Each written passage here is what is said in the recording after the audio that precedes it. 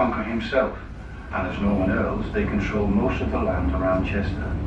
Today, not only are they the biggest landowners in Chester, but also in London, with properties in areas such as Grosvenor Square, Belgravia and Mayfair. As the vessel moves on downstream, almost immediately note the large glass-fronted building on the right-hand side, known as the Red House.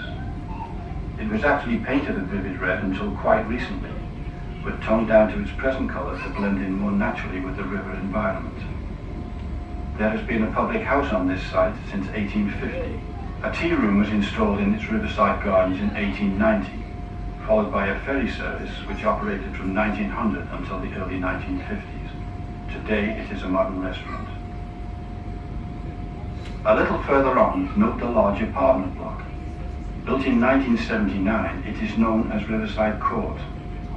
From 1868 until the 1970s, this was the site of another public house and lodgings known as the White House Hotel. The hotel provided rowing boats for hire, and it too ran a ferry service until the onset of the Second World War. Beyond Riverside Court, and continuing for quite some distance on the right-hand side, look out for some riverside wooden cottages, which were once part of the property of the large houses to the rear. Over the years, many of these riverside holdings have been sold off. Prices vary considerably depending on their size and quality, but are quite expensive considering that the owners cannot live in them and insurance is difficult because of the likelihood of flooding. Now turning to the left-hand side and far away in the distance, you will soon be able to see part of the city skyline. To begin with, look out for the four turrets atop our majestic cathedral. Originally, this was the site of a 7th century Saxon minster, but following the arrival of William the Conqueror in the 11th century, the first Norman Earl of Chester, Hugh d'Avranches, authorized the building of an abbey here in 1092. In 1540, along came Henry VIII, and in order to divorce his first wife, Catherine of Aragon, he split with the Church of Rome and made himself head of the newly formed Church of England. From this point on, Chester's Abbey became its cathedral. In 1992, Chester celebrated its 900th anniversary, firstly as an abbey and then as a cathedral. Queen Elizabeth II herself joined Chester's celebrations by granting Lord Mayor status to the city in recognition of its historical importance. Since 1228 we've had a mayor, now we have a Lord Mayor. Just to the left of the cathedral, note the tall pointed tower standing high above Chester's Town Hall, seat of local government since it was built in 1869. Very much in the style of a French chateau, but surprisingly designed by a young Irishman, William Lynn of Belfast, with only 29 years of age. Still on the left-hand side, but sweeping well to the right, you will notice a tall chimney. This is Chester's lead shot tower. This tower was built in 1799 to provide lead shot, otherwise known as musket balls, primarily for use as ammunition in the Napoleonic Wars. Although a number of such towers were built at this time, Chester's Tower remains not only as the oldest of the 3 remaining towers in the UK, but as a reminder of those far-off days. I'm sure you will have noticed that for quite some time we have been travelling around a long bend in the river. In the 11th century, the land on the left-hand side was actually an island, known in those days as an eyot or eye, and was owned by the Norman Earls. When the last Earl died without an heir in 1237, the land passed to the Crown and was eventually sold off. Today it's a water meadow prone to winter flooding, and just as in medieval times is still referred to as the Earl's Eye. Returning once more to the right-hand side, one can't help but notice the large castle-type building set back in the trees. It is known as Walmore Hill, and was originally built as the retirement home of a very famous Chester Victorian architect by the name of John Douglas. He was responsible for more than 400 buildings in and around the city, and was particularly noted for his splendid chimneys, some resembling sticks of barley sugar. By far his most famous piece of work is the marvellous wrought iron framework supporting Chester's beautiful clock astride the East Gate, the symbol of Chester throughout the world. Building work started on Walmore Hill in 1898, but unfortunately was still not quite finished by the time of John Douglas's death in 1911. This particular stretch of the river is known as Dee Ford, and was the site of a Roman ford way back in the 1st century AD. It's quite shallow here even today, and it's still possible to walk across at this point without getting one's hair wet. Now in view on the right-hand side is a splendid 19th century cream building with a red roof. Once the residence of a wealthy Victorian family, it is now divided into self-contained apartments. Many of the buildings from this point on were constructed around the mid-19th century, in most cases for the well-to-do people of the day. The railways came to Chester in the 1840s and tourism started to boom. The city also became a fashionable centre for the rich and famous, many of whom chose to build their houses in the suburbs. This particular area, known as Borden, approximately 1 mile from the city centre, was just one of them. Today, many of the buildings have been split into apartments or taken over by various business concerns. This suburb was also very significant 2,000 years ago.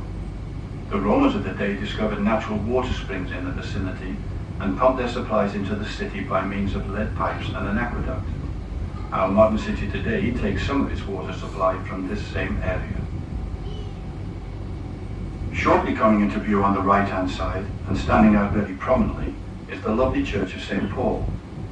Although initially built in 1830, it was comprehensively restored in 1876 by that same previously mentioned Victorian architect, John Douglas. Between the church and the buildings below is a small lane known as Battlewell Hill. Today, the lane is not visible from this viewpoint, but in medieval times it ran all the way down to the river's edge. To explain this strange name, one has to go back to that period and the practice of witchcraft. Ladies, under suspicion, were brought here, tied into a barrel, and then rolled down the hill into the river.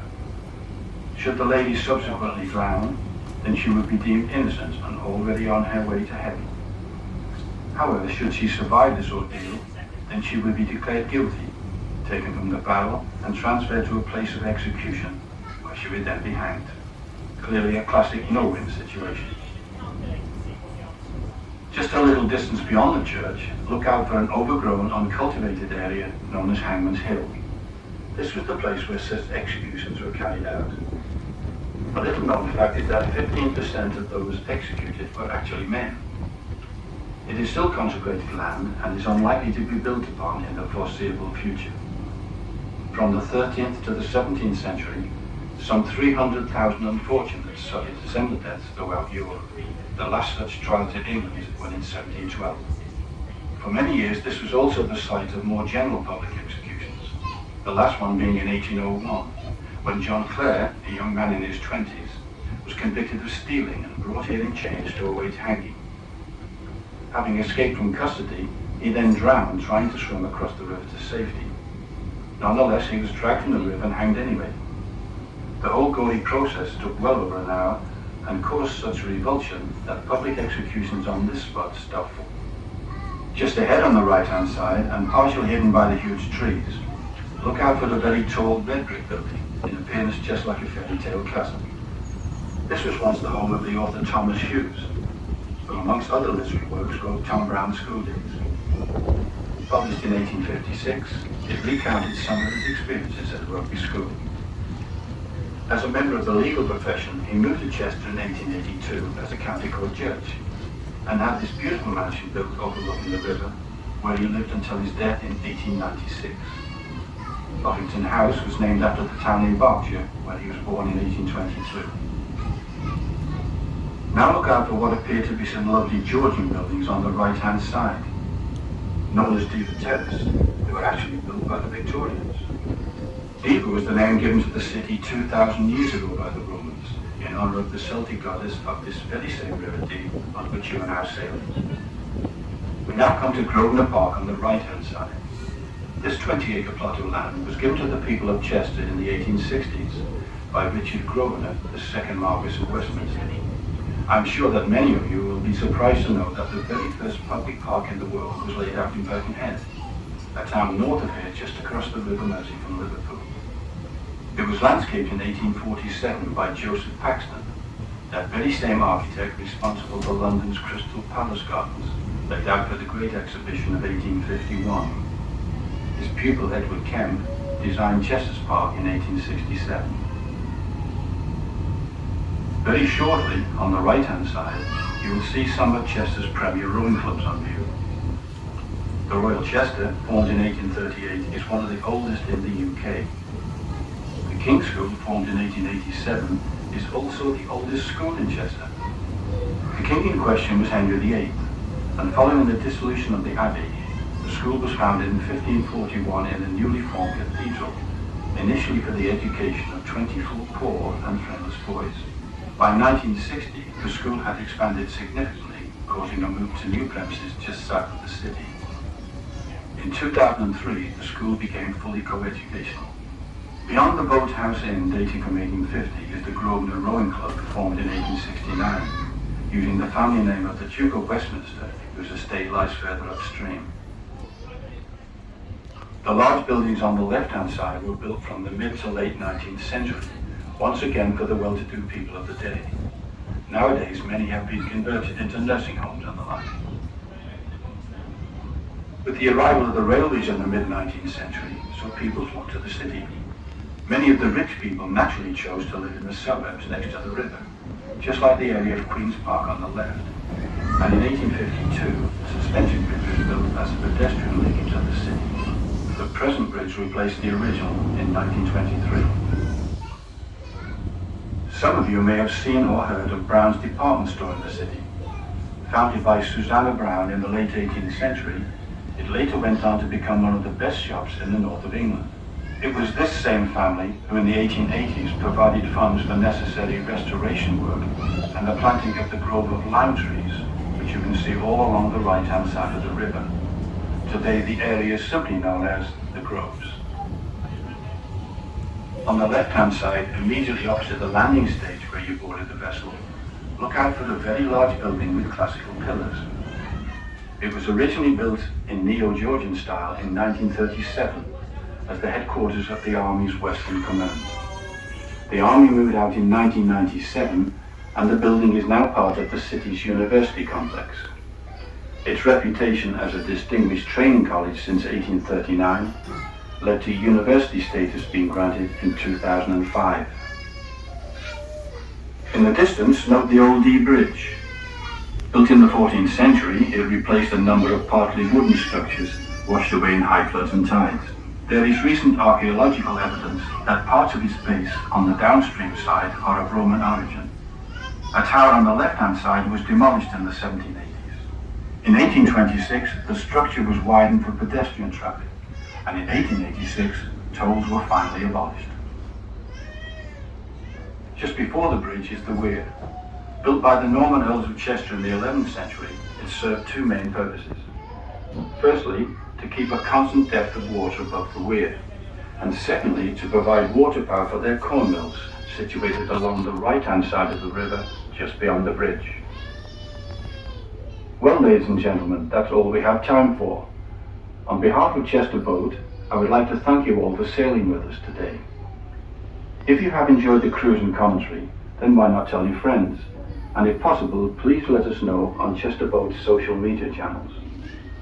I also hope that you continue to enjoy the rest of your stay in Chester. On a final note, could I please ask you all to remain seated until the vessel is firmly and safely tied up on the landing stage.